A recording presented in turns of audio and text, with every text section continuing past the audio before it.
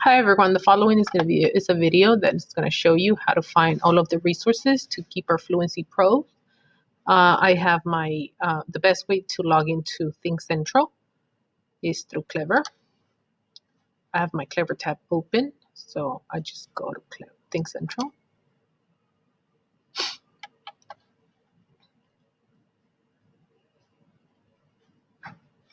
I go to my account and go to the Resources tab,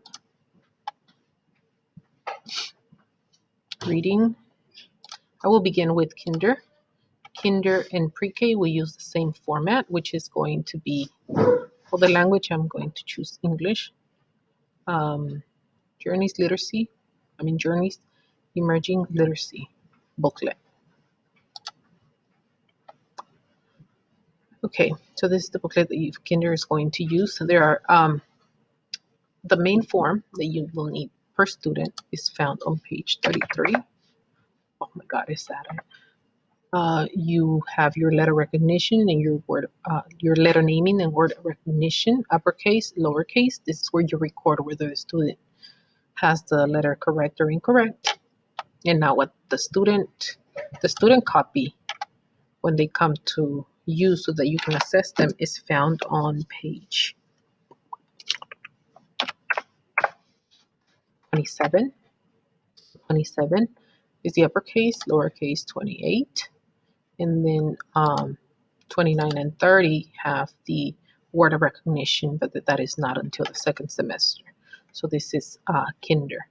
And let me show you that you have the same resources, same page number in Spanish. 27. That's why I like Journeys and Senderos. It's aligned. The languages match. Then for first grade, we need to look at first grade. First grade, we use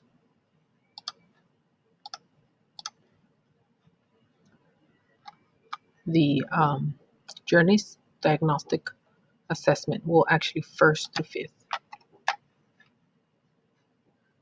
First grade is a bit different. You have a booklet instead of a passage.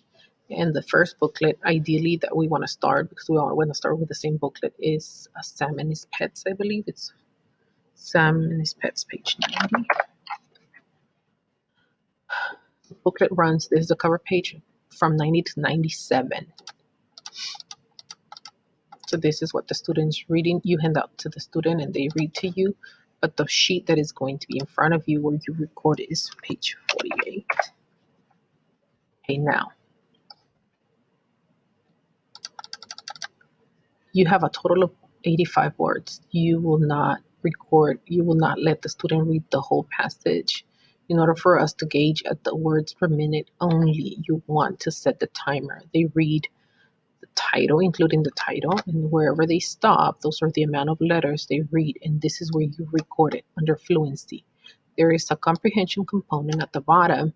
If you want to gauge at their comprehension, you want to ask those questions and just circle it or put a check whether they have it right or not. But the ultimate fluency number is what we need for first grade. Now, this same booklet contains second and up. So if I keep tapping, that's the next booklet in first grade. It's called Pigs. It's called Cerditos in Spanish. So I like how it's aligned. Now I want to show you something. This is the Fluency Pro for second grade. And these are the words per line. And what the student sees, the student doesn't see the numbers on the side. They only see the little passage.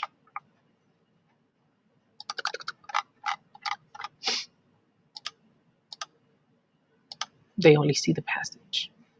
Here, so this is when you call them to the table, you give them the Fluency probe, and then on your sheet, you're recording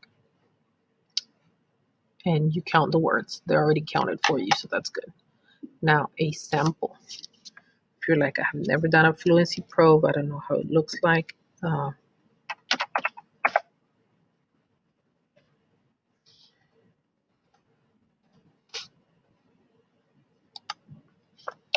Sorry, page 40. Oh my goodness. This is a sample. So you call the student. This is your where you're recording. If a student makes a mistake, you cross out the word and you write whatever the student read. Like if they make a substitution, if they omit a word, you count it. Once the timer stops at a minute, you record. So if they stop at them, then you go and see and you say, okay, it's 49 words per minute, but you're going to simply take out two mistakes. So the actual reading fluency will be 47.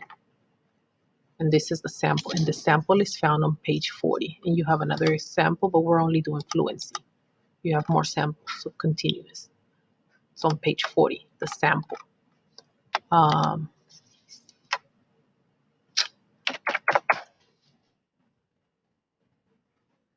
I went all the way to page 120 because page 120 contains a fourth grade passage. If you keep going, you have a fifth grade passage, and notice the complexity and the readability of the passages. Please, if a student is struggling, do not, if a fifth grade student is struggling and they cannot read it, you may not, for fluency purposes, you may not use a third or a second or a fourth. You must provide the student with the amount of the words at their age, not necessarily their level, but for fluency purposes, you assess at level. And this will be the last thing. I hope you took notes, and thanks for watching.